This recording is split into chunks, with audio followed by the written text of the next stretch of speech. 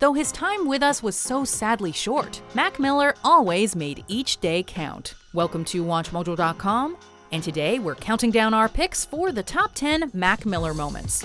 Before we begin, we publish new content every day, so be sure to subscribe to our channel and ring the bell to get notified about our latest videos. For this list, we're looking at Mac's finest work outside of the studio to celebrate the life he lived. We're basing our picks on a mix of playful rapping, hilarious antics, and how he offered his fans a more personal experience. Number 10. Playing Beer Snob.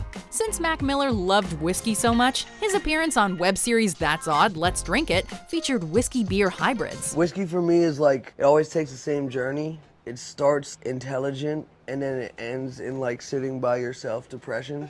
As Mac drinks more fine ales, he reveals that he's grown more confident from his early albums. Host Sam Calagione even gets Miller to talk about hiding away with an Outkast record as a child, which helped him learn to rap. Sam's great chemistry with Mac makes for some hilarious jokes, but also a lot of interesting stories. I feel like you got more than me. Can I have a little bit of yours? Yeah, go ahead, man. Okay. Is that cool? Is that weird? Yeah, dude. Okay.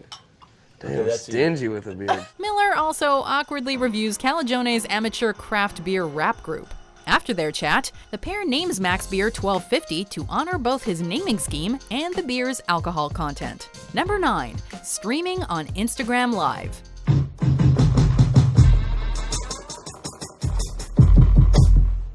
Barely a day before Mac passed away, he went on Instagram Live to work on some music right in front of his fans.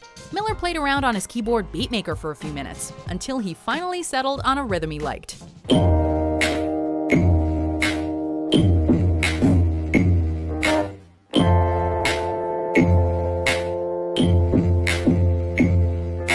Then Mac started working on organ lines, before having to stop when his finger started to bleed. Watching Miller layer in a bass line for his recording, it's truly impressive how much of the music he produced on his own. Mac's transparency and banter showed how much fun he had in the studio, and interacting with his fans. Number 8. Riffing with Snoop Dogg. After some kids go missing, Snoop Dogg and Mac Miller wander a forest as potheads in Scary Movie 5. The pair debates healthcare and how shampoo can sting your nether regions. What? You mean to tell me you ain't never got shampoo in your pee hole? Okay, maybe like once or twice. Before Snoop drops a joke about the phallic name of Johnson & Johnson. Mac gets real meta when he questions why two stoners are in the woods to begin with, before he and Snoop run with a giant joint. Even though Miller names off a dozen horror movies in cabins, the duo goes into one anyway. By bringing his signature snarky humor to the scene, Mac sold his character and then some. What the hell's that sound? It sound like the house selling it. Look new. I'm gonna take a look around. Number 7. Responding to fan comments. Noisy asked Mac to respond to YouTube fan comments on a variety of topics, including his I Am Who Am Killin' Time video. And he got funny and angry. When someone claimed only Miller and Macklemore were rapping about serious issues, Mac was baffled. He went on to name a bunch of white rappers to point out how narrow-minded the fan was. Mac Miller, Machine Gun Kelly, Macklemore, Action Bronson, Asher Roth, Eminem. I just think that they're the best. I just think that. I mean, is it a race? No! It's not even a racing. I'm just saying that they're the best. Miller then even played off the comments debating whether he was better at the start of his career, and he insisted he was growing beyond being the Adam Sandler of hip-hop. Mac's joking approach lightened up controversial religious commentary, and highlighted his smarts. I feel you. Number 6. Answering questions with charm and openness. Mac flipped the script on Pitchfork's over-under enough to surprise himself a couple of times. Miller tried to show his love of wordplay and inadvertently made a call out to rapper Big Pun as well. I'm a big pun guy. Whoa.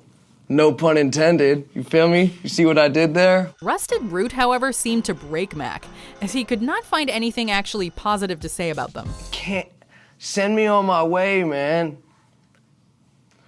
Mac made fun of his own height and sarcastically riffed on the benefits of being short. He did, however, open up about overcoming negativity in his life, and lamented why fans want their artists to be sad people. Miller's over-under appearance was equally comedic and insightful thanks to his spontaneous creativity. Sounds stupid. Number 5. Busting Rhymes on NPR.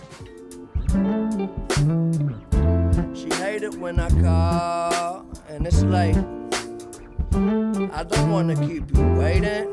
With so much interesting studio production on Miller's 2018 album Swimming, he had to create something new when he visited NPR. Stripping away most of the production let Mac's lyrics shine through, and showcased how tight much of his writing really was. Solid. You've heard enough. Thundercat joined in on bass for What's the Use, as he and Miller played off each other's rhythms. What's the use? Yeah. Never superficial, you gon' know it when it hits you. String players fleshed out the Stoic 2009 beautifully, despite having learned Mac's song only briefly before performing. This range of sounds and maturity set the Tiny Desk concert apart from Mac's usual sets.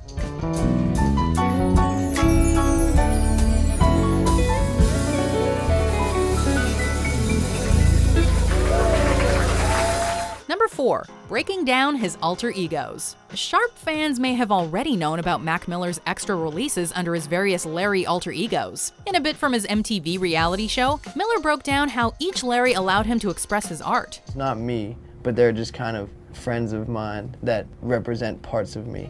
Larry Fisherman is a quiet guy who fished to feed his family before turning to music. Mac's hirsute, jazz crooning persona Larry Lovestein brought the good feelings and romance. Miller also made up jailbound Larry Dallas, and hinted that there could have been other Larrys. Between all his joking, Mac did give an interesting peek behind his thought process. Who knows what Larry's next? Is Larry white? I don't know. I haven't figured it out yet. Number 3. Calling out Donald Trump. I only have one thing to say. I hate you, Donald Trump. Since Mac Miller put out his track Donald Trump early in his career, it was important for him to address his stance on Trump's politics. As Mac called out Donald's crazy lawsuit on Larry Wilmore's show, the producers titled him as Trump's nemesis. While he called out the racism of Make America Great Again, Miller tried to white-splain why people dislike Donald. In Mac's dissection of Trump's hunger for attention, he debated that Donald may be more egotistical than evil. Miller also appealed to voters' power and said he'd fight to preserve America. Despite his constant grin, Mac cut deep on Trump's major flaws for an eviscerating rant. Make America great again? I think you want to make America white again. Number 2. Freestyling on the radio. Eating shawarma, doing drums at Chewbacca, bumping flocka, the drama, marijuana, been as calming as a Dalai Lama. When Mac Miller sat down to talk with Hot 97, he upped the ante for a freestyle rap session. After breezing past his day-to-day life and boasting about his new work, Mac's flow moved right into rhymes about the people who put him down. Himself sweatshirt. I think this might be some of my best work. I let these dive in, but it's head first. Applying pressure when I put together letters. I'm a king, I'm a myth. Down with my scepter. Mac went into a trance as he blended his boisterous wordplay with a surprising amount of historical references. While it wasn't as goofy or off-the-cuff as his freestyle on Sway in the Morning, it had an old-school charm to it. Come back, blow this. Supercalifragilisticexpialidocious. That's a really big word. The kid, he's from Pittsburgh. Take a off for dessert. Crack a Swisher. Put some weed in it. Get high. That's all I talk about is getting high. It's cool. I try. By following his instincts, Mac really blew us away on this rap. Nah. I'm keeping 100. Before we get to our top pick, here are some honorable mentions. I can't keep on losing you over complications. Gone too soon.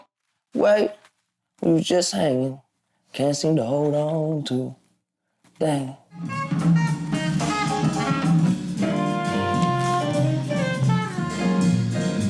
We got the sample off that record.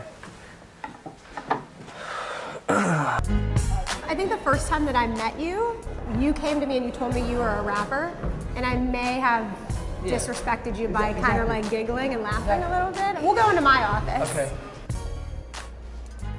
Number 1. Granting a sick fan's wish. In 2012, 18-year-old Pittsburgh native Bobby Stewart, also known as aspiring MC Young Ka, was suffering from various diseases, including lymphoblastic lymphoma and non-Hodgkin's lymphoma. But his love of hip-hop kept him going. When the Make-A-Wish Foundation gave Stewart the chance to work with Miller, both of them put their hearts into it. Don't have anyone else in the room, just you.